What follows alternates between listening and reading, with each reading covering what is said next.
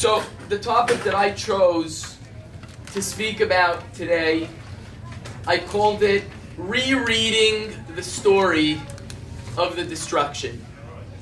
And the reason why I say it's rereading the story is because I think many of us have heard one version or another of the Talmud's account of the destruction of Jerusalem.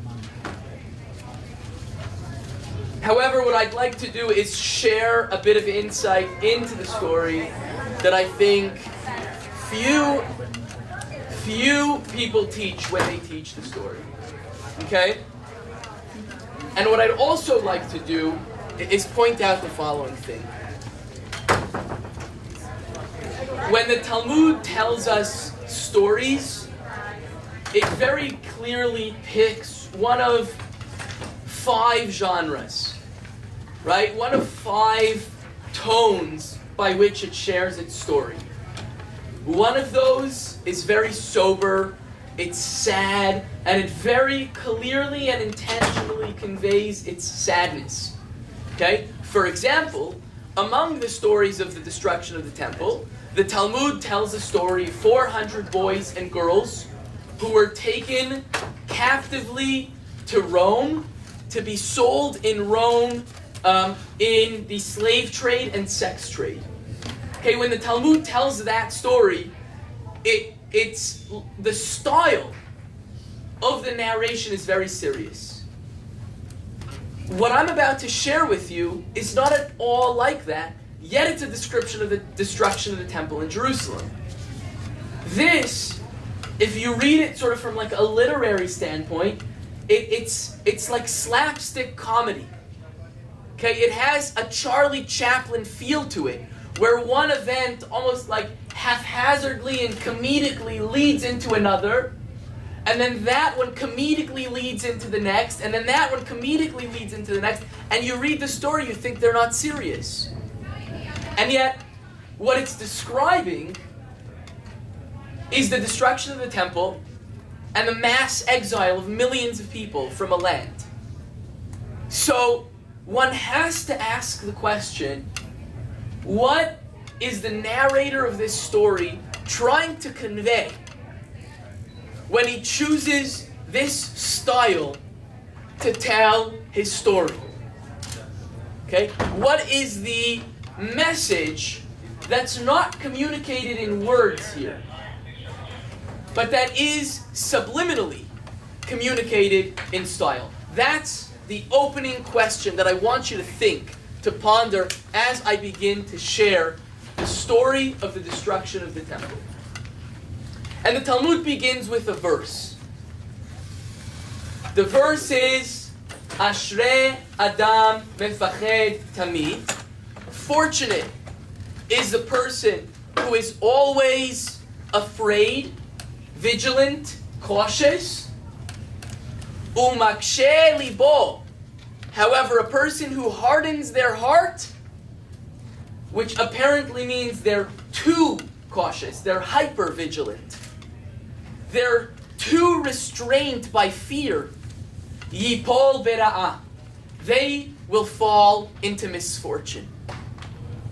Okay? So fortunate is a person who is cautious. But the moment that your caution turns into hypervigilance and frozenness, at that point, you will cause misfortune. Be worried, be cautious, but not too much so.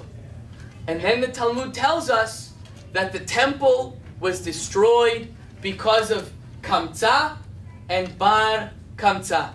2 characters who are named Kamtza and Kamtza Jr. And that's where the story begins. So already, by the way, I spoke about a comedic undertone that narrates this whole story. It's obvious that these people's names are probably not actually Kamtza and Bar Kamtza. It's also obvious that the narrator is trying to convey something comedic by saying that the temple was destroyed because we confused 2 people who had similar names. Right? That's not a way to start a sad story. The movie Titanic doesn't start on a happy note like that. Or even on a joke like that. Right? So this is the comedy, if you listen closely, that I'm referring to, and it just goes from there. So there was a certain unnamed person who wanted to throw a party in Jerusalem. And he had many friends, but he also had enemies. And what did he do? He sent a messenger to invite all of his friends. On the guest list was a certain Kamta. But the messenger misunderstood the message. So he went and called the other guy. Now what happens when they get to the party? First of all, the guy thinking, wow, what a kind gesture. He wants to make peace with me by inviting me to his party. Comes hopefully and happily to this party. By the way, by a show of hands, has anyone heard this story before? Or has anyone not heard this story before? How many of us have heard it? How many of us have not heard it? Okay. So I hope that you learned something new about this story that you've not at all been told before. So what happens? The guy who started the party sees his enemy at the party, flips out, tries to kick him out. He's embarrassed now. He was hopeful. He thought for the best. Suddenly the worst comes along. He says, please, I'll pay for my meal. The guy says, absolutely not. Get out of here. He says, please, I'll pay for half the party. He says, no. He says, I'll pay for the whole party. He says, get out of here. And he shoos him off the party. And then the Talmud tells us the rabbis were in attendance at the party. And they saw it, and they did nothing. And the guy, Kamtza, who gets kicked out of the party, says since they saw and they did nothing, then they supported this. I don't have to get back at the guy who started the party. I'm going to get back at the rabbis. So he turns to the Roman general who is overseeing the region, the Caesar's representative in Rome, and he says, I'm going to tell you something you don't know. The Jews are rebelling against you. They're going to try to overthrow Roman rule. The guy says, prove it to me. No problem. You go bring an offering of a lamb to the Jewish temple in Jerusalem, which, by the way, Rome was governing and overseeing at the time, and see if they bring it. So he goes and offers him a little lamb to be brought up in the temple. And what does the guy do? He punctures the lamb through the lip. Now, if anybody has studied the Torah, you know that a lamb that has a physical injury cannot be offered on the temple, except that a slit through the lip is not actually considered a physical injury to disqualify the lamb. The Talmud goes ahead and tells us that. So the rabbis are now here. They hear that the Caesar's governor has brought this offering, but that it's punctured. What do we do? And the rabbis are arguing, as rabbis typically do. Should we bring it? Should we not bring it? What would it mean with our relationship with Rome if we didn't bring it? Then this other rabbi takes part of the conversation. His name is Zechariah ben Avkulas. This is the only time his name is mentioned in the entire Talmud. And you're about to find out why. He says that if we bring this offering, we're going to be sending the wrong message. People are going to misunderstand our deed here, and they're going to think that it's okay to bring such an offering on the temple. The other alternative is to kill Bar Kamtza so that Rome's governor will never find out what the end of the story was, because the guy who he sent to the temple to oversee the whole thing will never send a message back to him. He'll never know the answer. and he'll just assume the Jews brought his offering and the guy was wrong. Should we kill him? Zechariah says, if we kill him, we'll be sending the wrong message. People will think that if they bring an injured lamb to the sanctuary, then they're liable to the death penalty. So what did they do? Absolutely nothing. They didn't bring the animal. They didn't kill the messenger. The animal that was brought by Caesar was not offered. Caesar found out, and he sent back to Rome saying, it's time to burn the walls of the temple. And then the Talmud has a little tagline.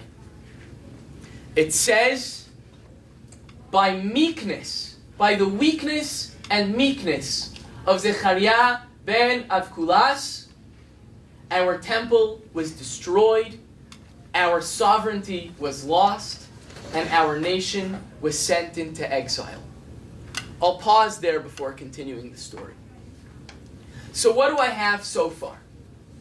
I have the Talmud telling me a verse. The verse is, fortunate is he who is cautious, but a person who hardens their heart too intently, they will find misfortune.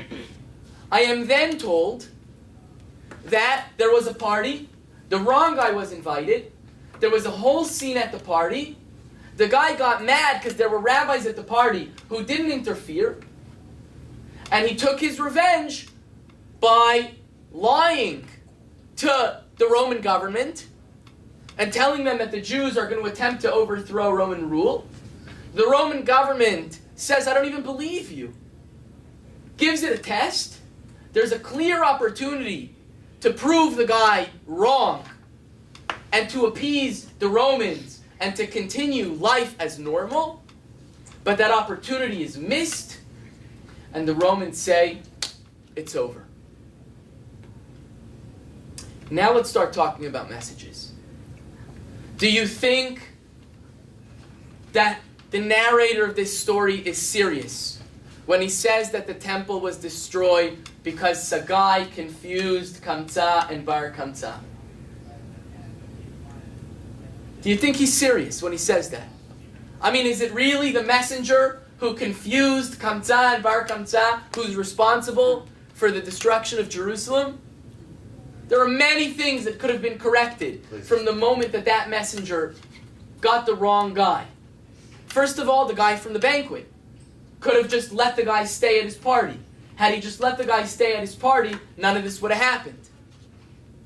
The guy who was mistakenly invited could have just peacefully and kindly walked away from the party. None of this would have happened. The rabbis could have said, if you do this to him, we're walking out. That could have avoided. Or they could have said, we're taking care of this. That could have been avoided. There are so many things along the way, and yet the narrator of the story chooses to say the messenger who invited guests to a party and got the wrong guy, he's responsible for the fall of Jerusalem. What are they, serious? What are the rabbis trying to tell me when they tell me this? Our actions have a lot of weight. Every single person's actions can have an enormous amount of weight.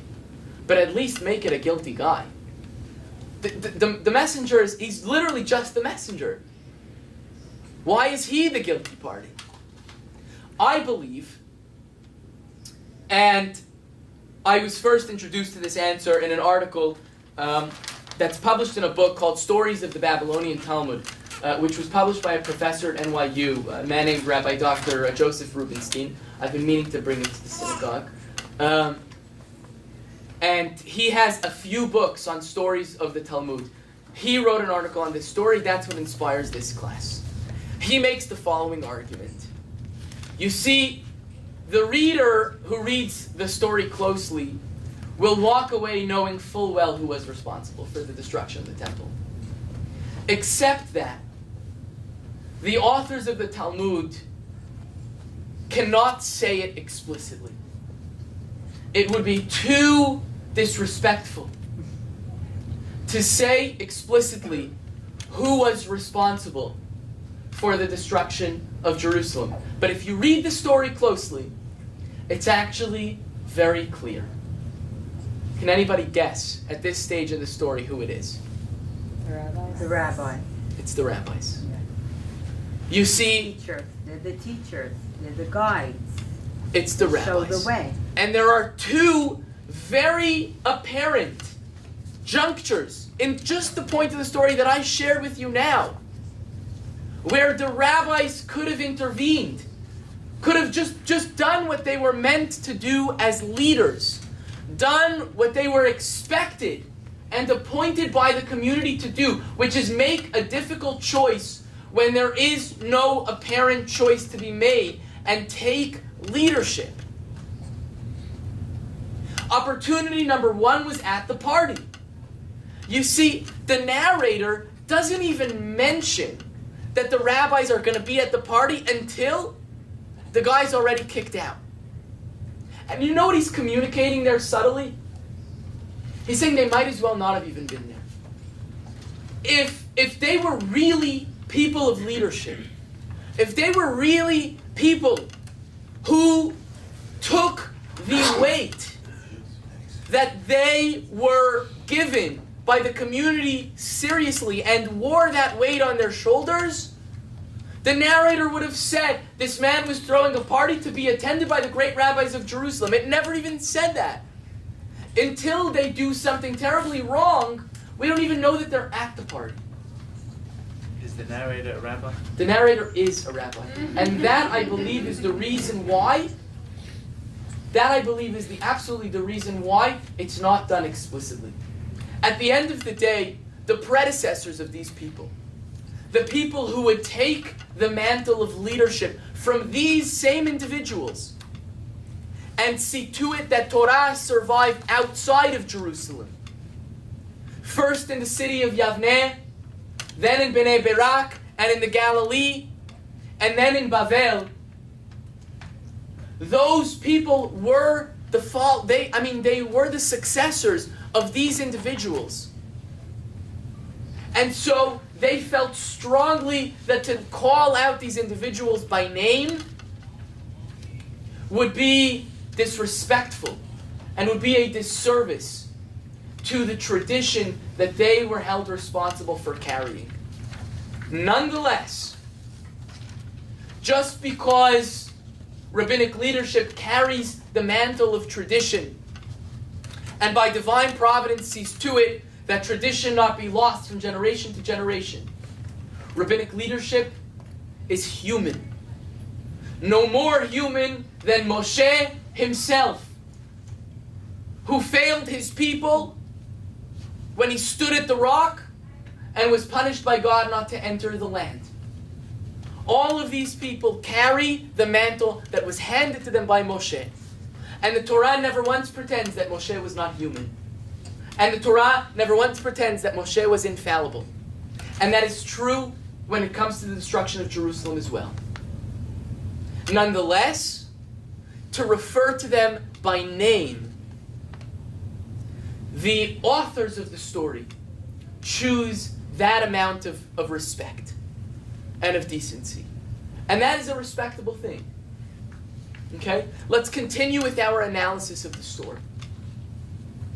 Is there some remez to the name Kamsa? So, yes, there is. This is from Maharal of Prague. Rubinstein mentions it in his article as well, and it's an excellent point. The term kamsa in Aramaic means locust. There's a law that in the land of Israel, when people lived in biblical Israel, if one locust was found in the land, the entire nation was commanded to stop everything that they were doing and to go and fast, to embark in a public fast, because one little locust is a sign of something potentially horrific to come. And that is 1 billion locusts that can ravage the entire land, lead to famine and mass death. And so, Kamsa and Bar Kamsa, locust number 1 and locust number 2. The two first signs that something terrible is coming. and the wind is bringing it very quickly. Right? That's the remes in the names Kamtzan Bar Kamtzan. Further an indication that these weren't actually these people's names, but this is a part of the way that the story is narrated and built. But let's look at this man, Zechariah ben Avkulas. He has a pivotal role in this story. The animal is in the temple courtyard. A decision is being made, potentially to very much anger Roman rule and to jeopardize the Jewish people, or to protect the Jewish people, but to do something not so kosher in so doing, which is namely to kill the messenger. Option number 1 is not good. Option number 2 is not good. This guy, Zechariah ben Akulas, this rabbi, comes in and says, well, let's think about this for a moment. Option number 1, what might go wrong? Yes, of course, we'll send the wrong message to the people. Option number 2, what might go wrong? Of course, we'll send the wrong message to the people. Well, then we're stuck. Was there an option number 3? Yeah, there's always an option number 3. First of all, prayer should always be an option. Right, to say our community is facing a threat, we are in a conundrum, we don't know what the next right move is. Let's gather our people and pray to God, and hopefully an option number 3 that is clear and harmless will come out. But that did not happen. Instead, inaction. Inaction destroyed the temple. Inaction is not something that the leaders of a nation should ever consider as an option. Is it becoming clear now, that initial verse that we opened up with? Fortunate is he who is cautious, who is weary. But to he who hardens their heart, meaning who is hypervigilant, who freezes rather than acting, they will bear the responsibility for misfortune. That is what happened here. And the people who were expected to take action, who failed to take action, were the rabbis. Let's continue the story, because it becomes even more apparent. So the Roman Caesar says, I'm going to send Nero from Rome. You know Nero? Everyone heard of Nero, the Roman general? The Roman Caesar, back in the capital, says, I'm going to send Rome to carry out the mission of destroying Jerusalem. And by the way, I'm telling you the story a little bit out of order because I want to bring out a certain point. And Nero comes to Jerusalem and he says, I'm not taking action until I get an omen, seek the oracles. And so he does the following thing. He takes a map of the entire Mediterranean and he launches an arrow into the air and it falls on Jerusalem. He launches an arrow in the opposite direction and it falls on Jerusalem.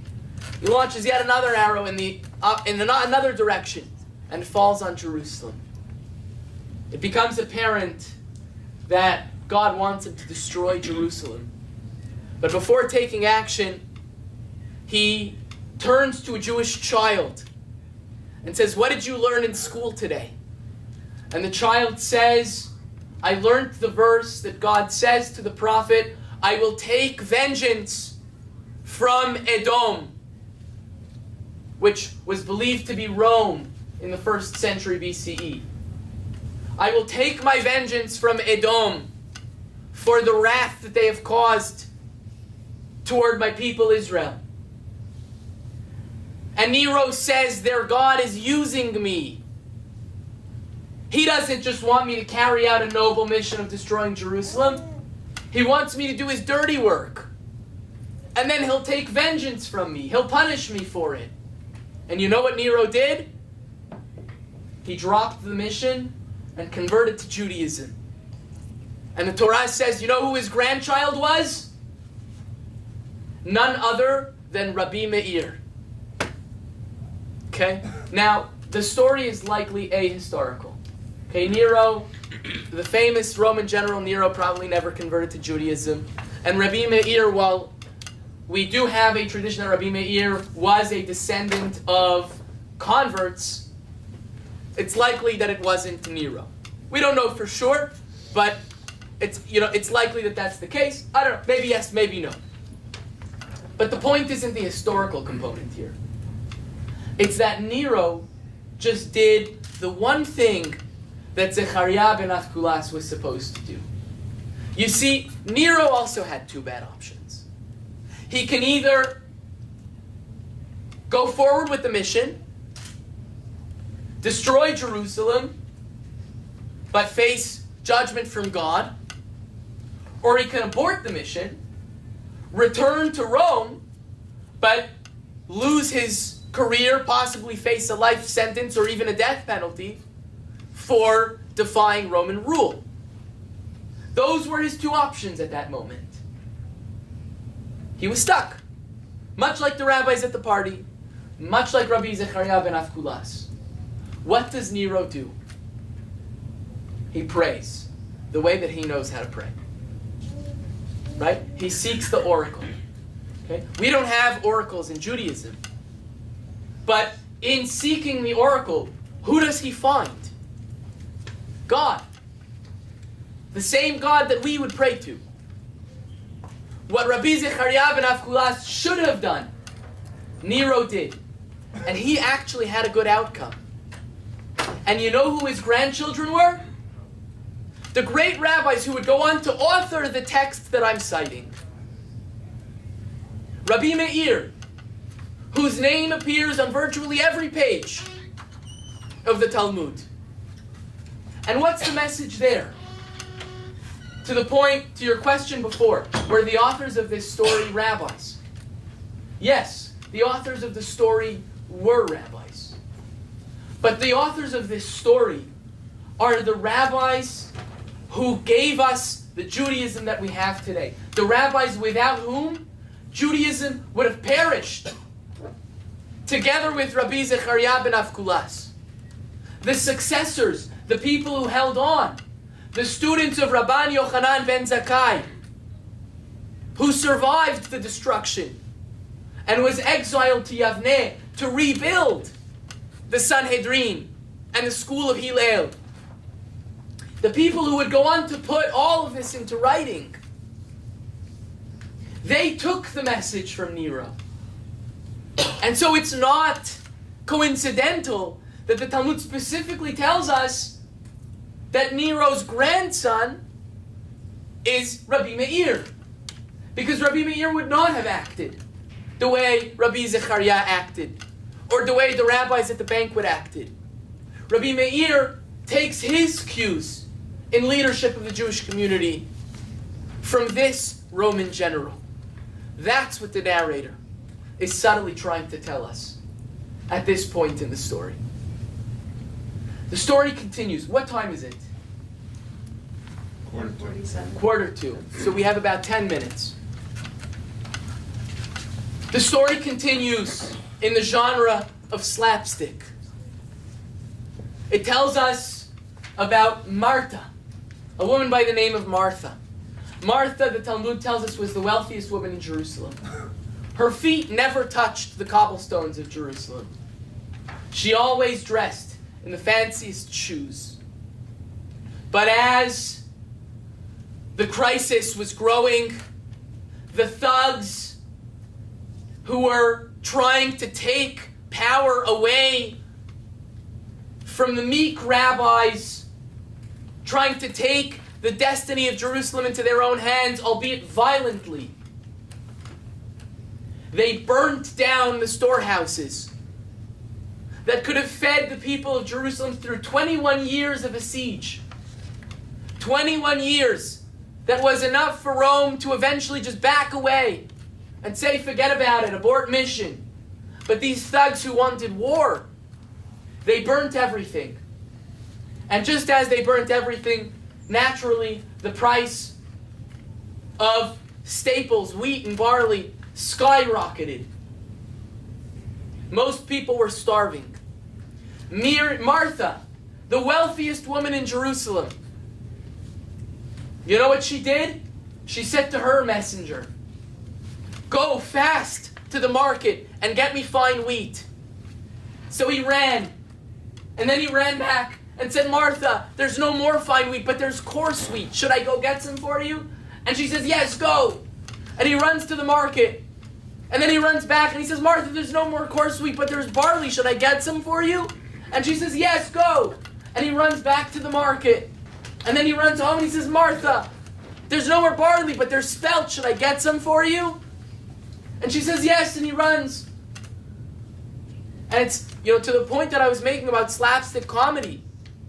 This is the literary genre that weaves its way through the entire story. What do you think happens to Martha? She's stuck without food. Why? Because her messenger failed at his mission. Had the messenger been smart, he would have seen they ran out of fine wheat and figured what she wants is coarse wheat because she doesn't want to starve. And he would have gotten the coarse wheat for her.